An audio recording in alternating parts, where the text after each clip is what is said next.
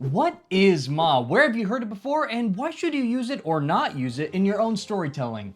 Today, we're going to find out. Today, we'll be doing a deep dive into this word and its storytelling aspects. I'm Gingy Dave, and we overanalyze the media you never asked about. So, what is Ma? The first time I ever heard about it was in an interview with Hayao Miyazaki. He's the director and he's kind of the storyteller from all these Studio Ghibli movies. Some of my absolute favorite movies. He's probably one of my favorite storytellers of this, of my lifetime, at least. And he talked about this during an interview that this was one of his storytelling aspects. And I am not a Japanese native speaker. And when I heard Ma, I just immediately heard like, oh, mother or, a mom.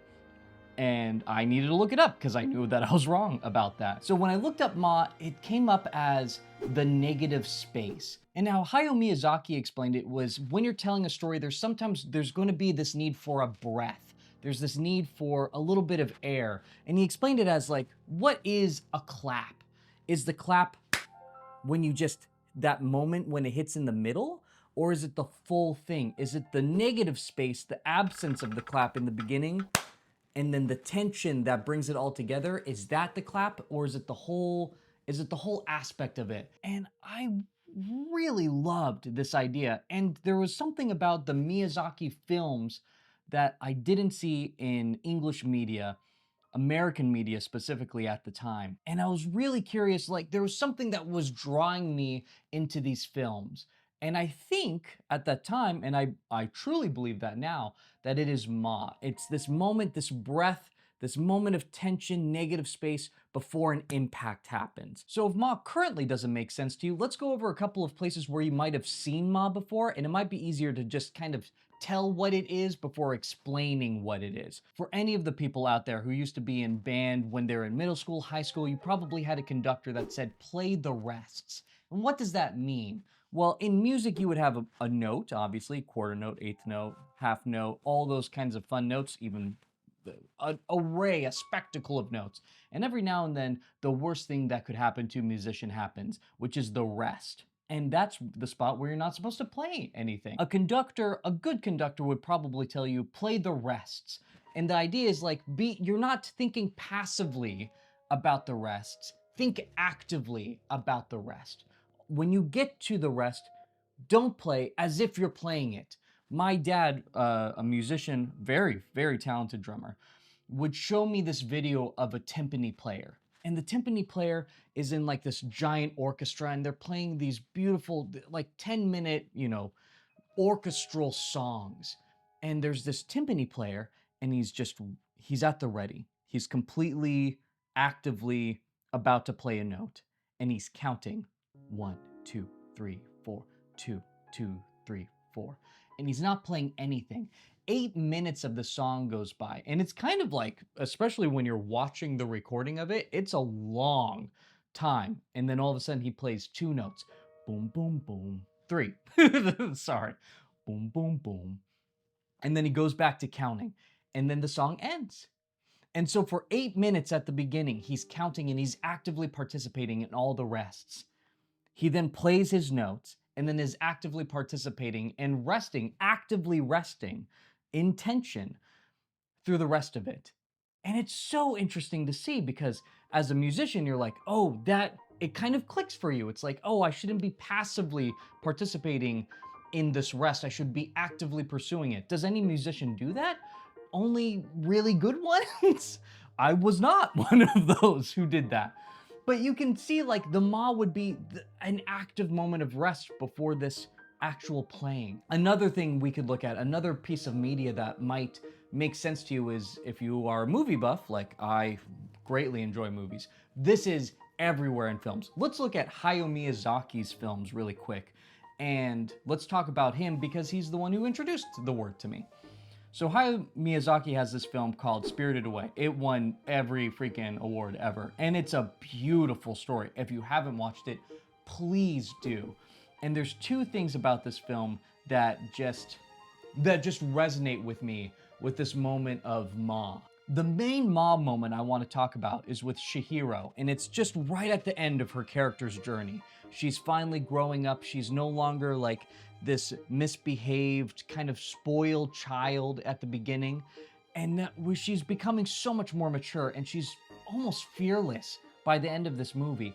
And there's this moment where she crosses into the last bit of a threshold where she gets on the train, this train that just kind of glides over the ocean as its like tracks just kind of skim on the water. It's one, a gorgeous scene. But two, the scene itself where she hands the tickets, her and No Face. If you've never seen this movie, you have no idea what I'm talking about.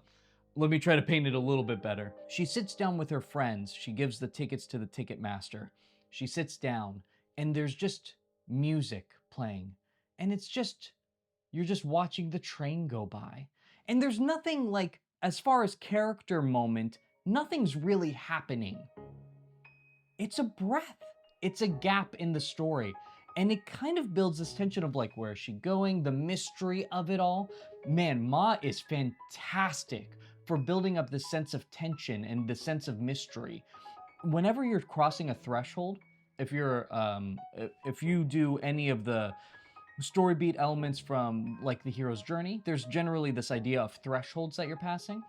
While you're passing a threshold, if you just let it breathe for a little bit, Miyazaki definitely does this. If watch a Miyazaki movie, if there's a tunnel, if there's a moment where you're like going into the new world, it takes a long time. It's breathing into it. And this moment in Spirited Away, where she's going to this new place on the train, really breathes. And you just don't get that feeling anywhere else in movies other than this mom moment, this negative space. It just feels different. Let's look at another movie that has this mom moment, and it's from Quentin Tarantino. Quentin Tarantino loves just these Japanese films. You can see it in Kill Bill, and like in most of his films, you'll see some sort of Japanese influence. But let's look at Pulp Fiction for a second. Pulp Fiction's Ma is different than how I originally described it. And it's this breath is in not the nothingness of a scene where it's just quiet and peaceful, but it's in the nothingness of the dialogue. So the two main characters will often have these moments where they're talking about like cheeseburgers or things like that. And it's this, if you've never seen Pulp Fiction, this is a hyper gritty, ultra violent movie that has a lot of moments of like they're hitmen, and it gets really gruesome really quickly. And to pose this is these breath moments where they're just normal people having normal conversations about McDonald's. And there's one scene, and this is to show you like this clap moment. There's this one scene where they're driving in the car, they're talking about food, and they're going through like their favorite foods and like what do they enjoy. And then all of a sudden, there's someone in the back seat that pops up and they accidentally shoot him, which is, I mean, the most Quentin Tarantino thing you can do. And like, there's blood everywhere, and they're like, oh man, like, he got killed. But it's this breath moment where they're like, they're normal, they're just talking like everyone else. This doesn't involve the story at all.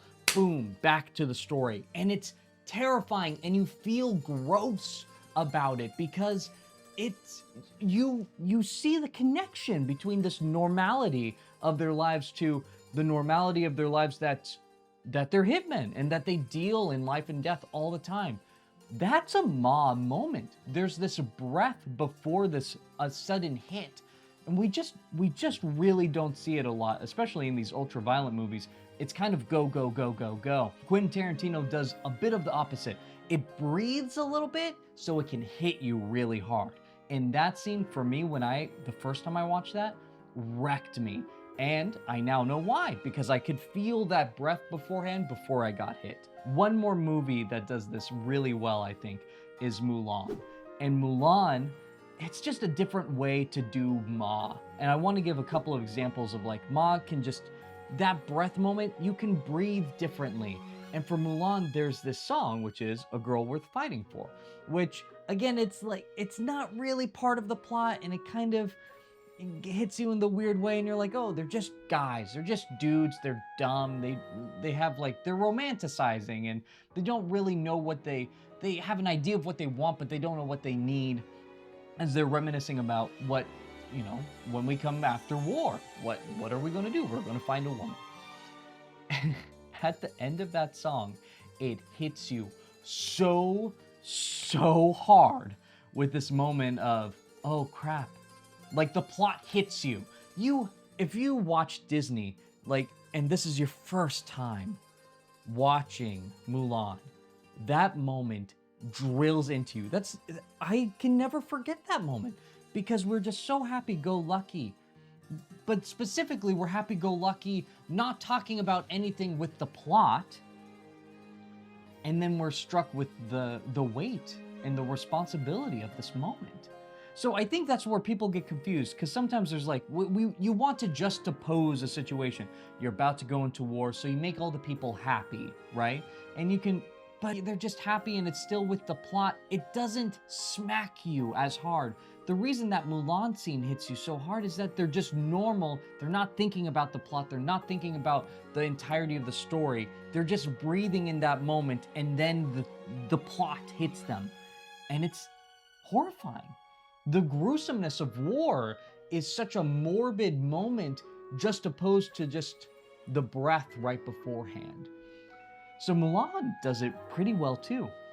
There's one more media that I love this media for storytelling. This does not get enough attention. I'm going to do some reviews on some of this stuff later on in the channel.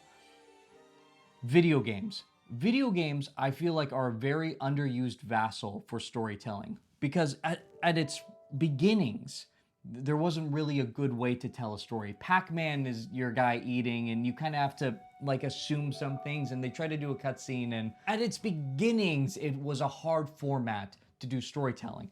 Nowadays, though, you can tell some of the best stories through video games.